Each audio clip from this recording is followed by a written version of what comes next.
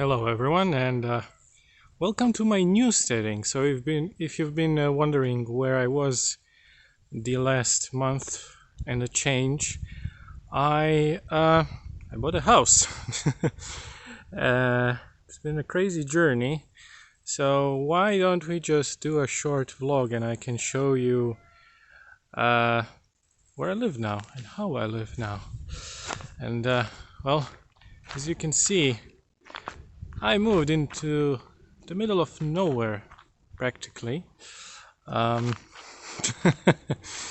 and it's a wooden house, well, for the most part. And as you'll see shortly, the entrance looks like a hobbit's house. So yeah, this is the entrance.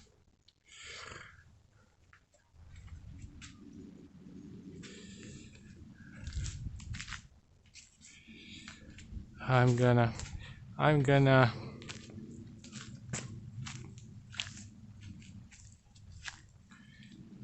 show you the view from the other side and the house. It's still a bit of a mess, a lot of work needs to be done still, but yeah. This is the view, a bunch of vineyards and orchards, and yes, my busted barbecue that I need to fix. Yeah, it's quite pretty.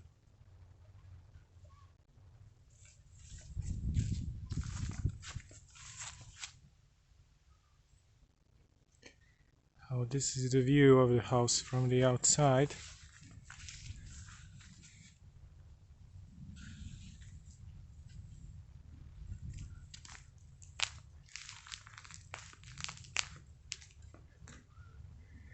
And I'm gonna show you the balcony, which is my favorite part of the entire house.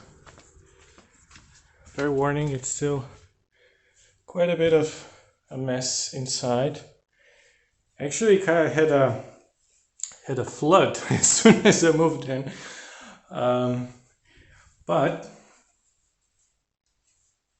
oh, and a bunch of stuff for making wine from the previous owners. Watch out for the stairs.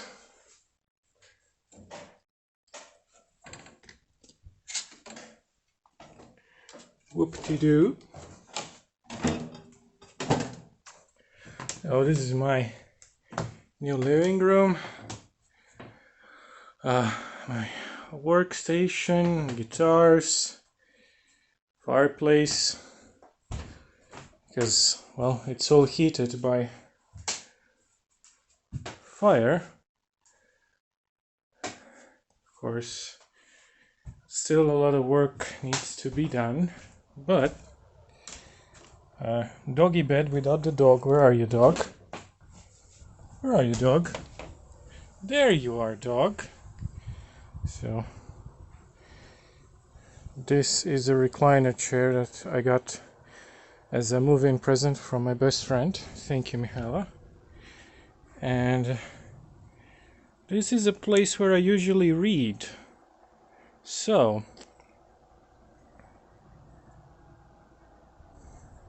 this is the view from the other side. It's usually very quiet, but it looks like this week it's tractor season of doing fix-ups at your vineyards. And once again, the view. And this is actually a lamp that should be powered from my house, but I have no idea how to turn it on. Fuck my life. Oh, short detail that I wanted to show. The third floor, there's not much to it, but the entrance to it is actually quite interesting. So these were the stairs to the exit, but if we do this,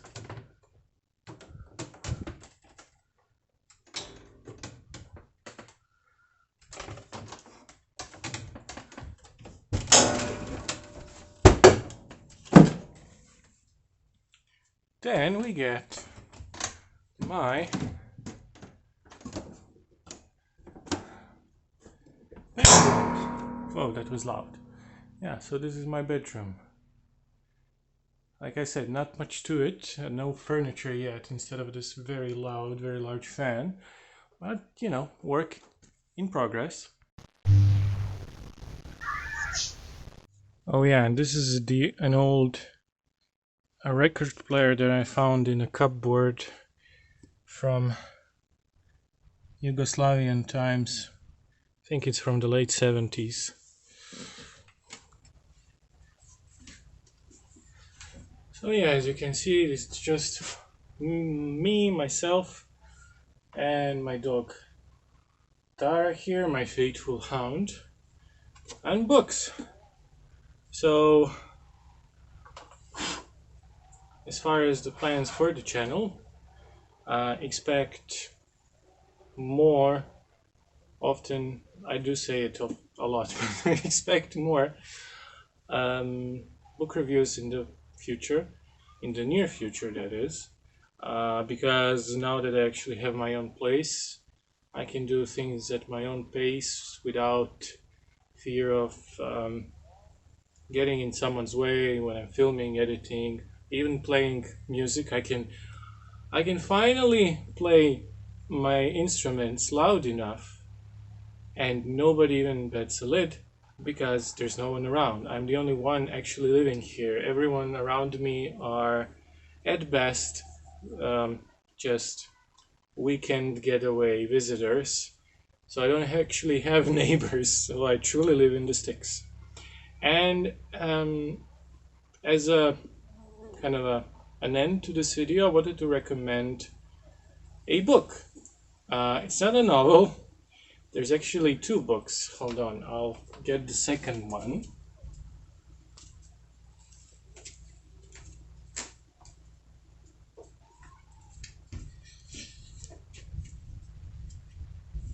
And what I'm holding in my hands are two books by Douglas Adams and John Lloyd. And these, as I said, these are not fiction novels, but they're fictional books, or rather works of fiction, where these two really funny gentlemen, Douglas Adams and John Lloyd, got together and as a joke made a dictionary of words that should be existing. Or rather, the subtitle says, the meaning of liff, not life, L-I-F-F, the original dictionary of things there should be words for. And what this means is, two of them got together and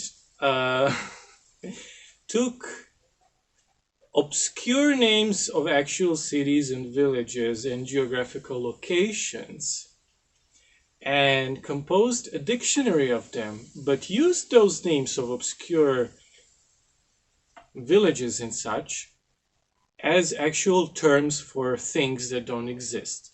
You know how there's this saying, I'm sure there's a German compound word for it. So, for example, I opened randomly at the letter D, and one of the words that always makes me laugh, Delphibibble, is a verb which means to spend large swaths of your life looking for car keys. Or, irrelevantly enough, doll milling, participle verb, continually making small talk to someone who is trying to read a book. Very appropriate. Let's try another one at random. I like doing this, just opening it at random. I've never read it from, cover to cover because it kind of defeats the purpose. I want to surprise myself. So I just randomly open it, and then you have a wonderful word like nabak, the kind of person who has to leave before a party can relax and enjoy itself. Or non-cargate, able to go on 2-week holiday with hardly any luggage. Let's try. So this is the original one, the first edition. It came out more than 30 years ago. And then years later, before I'm not sure if it was posthumously when Douglas Adams died or around that time they published a sequel, The Deeper Meaning of Life, a dictionary of things that there aren't any words for yet. So um, so when you open it randomly, you have such wonderful words such as Afcot, the sort of fart you hope people will talk after. Very mature. Or Pofadder, a snake that can't be bothered to bite you. Or let's say, this is the last one, I promise you. Um, Weather layers, plural noun. The large patches of sweat on the back of a hot man's t-shirt. And there's even an illustration. So this is the end of the video. Thank you everyone, and especially my loyal Patreon subscribers. You know who you are, for supporting me, and everyone else. And hi E, if you're watching this. And see you next time. Bye bye.